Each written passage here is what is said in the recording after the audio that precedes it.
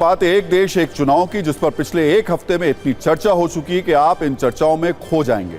लेकिन आज सत्ता में हम ये दावे के साथ कह सकते हैं कि इन चर्चाओं से आपको ये जो क्लियर नहीं हुआ होगा, एक देश एक चुनाव कैसे होगा और कब होगा, आज हम उसको बहुत बेहतरीन तरीके से आपको समझाने वाले हैं।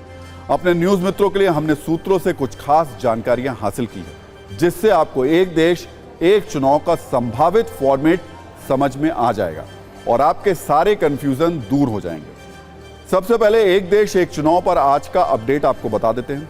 आज गृह मंत्री अमित शाह ने एक देश एक चुनाव पर बनी कमेटी के अध्यक्ष पूर्व राष्ट्रपति रामनाथ कोविंद से मुलाकात की।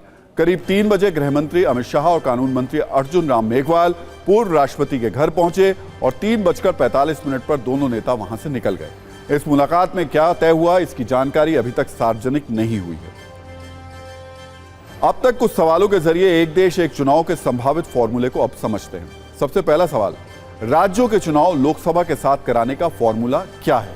तो इसका जवाब यह है कि लोकसभा चुनाव के पंचवर्षीय कार्यक्रम को अगर फिक्स कर दिया जाए तो ये वन नेशन वन इलेक्शन का आधार बन सकता है। इसके लिए जनप्रतिनिधि कानून में बदलाव करना होगा और इस दिशा में जो बदलाव होंगे उसके 2 हिस्से हैं। पहला, ग्राम पंचायत, जिला पंचायत, नगर पालिका, विधानसभा और लोकसभा की वोटर लिस्ट एक होगी और सभी वोटर लिस्ट को बनाने का अधिकार चुनाव आयोग के पास होगा। इस तरह एक देश एक वोटर लिस्ट पर काम पूरा होगा। दूसरा, जब यह बदलाव होगा तो लोकसभा चुनाव के तय समय पर जो विधानसभा 2.5 साल से ज्यादा का कार्यकाल पूरा कर चुकी होंगी, उनका चुनाव लोकसभा चुनाव के साथ ही हो जाएगा और जो बाकी बची विधानसभाएं होंगी जिनके कार्यकाल की अवधि 2.5 साल से कम होगी, उनके 5 साल का कार्यकाल पूरा होने पर जो चुनाव होगा वो अगले लोकसभा चुनाव के लिए पहले से तय किए गए वक्त के साथ ही होगा।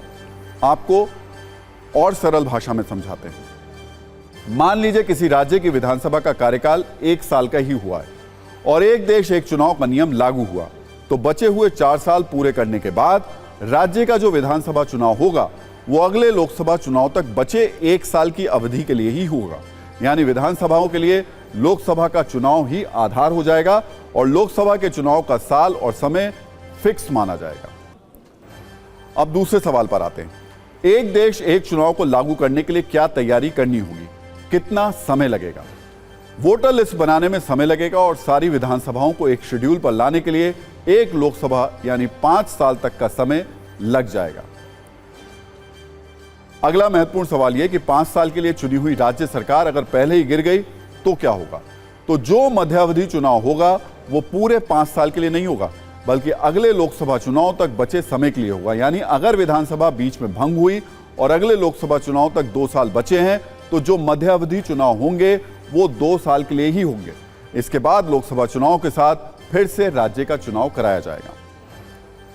चौथा सवाल यह कि अगर लोकसभा समय से पहले भंग हो गई तो क्या होगा? तब भी मध्यावधि चुनाव होगा, लेकिन पूरे 5 साल के लिए नहीं होगा, सिर्फ उतने समय के लिए होगा जब अगला लोकसभा चुनाव होना तय है। यानी अगर 2 साल में लोकसभा भंग हुई तो मध्यावधि चुनाव बचे हुए 3 वर्षों के लिए होगा। जो लोकसभा का तय कार्यकाल है उसको बदला नहीं जाएगा। अगला सवाल यह कि समय से पहले विधायक या सांसद अगर इस्तीफा देंगे तो क्या होगा? ऐसे में जो उपचुनाव होगा वो बचे हुए कार्यकाल के लिए ही होगा, 5 वर्षों के लिए नहीं होगा। सवाल यह भी, क्या संविधान संशोधन करना होगा? जी हां, विधानसभाओं की अवधि का नियम बदलने के लिए संविधान संशोधन करना होगा। और सत्ता का आखिरी सवाल यह कि क्या संविधान संशोधन राज्यों से पास कराने की नौबत आएगी? तो जी हां, बिल्कुल ऐसा करना होगा।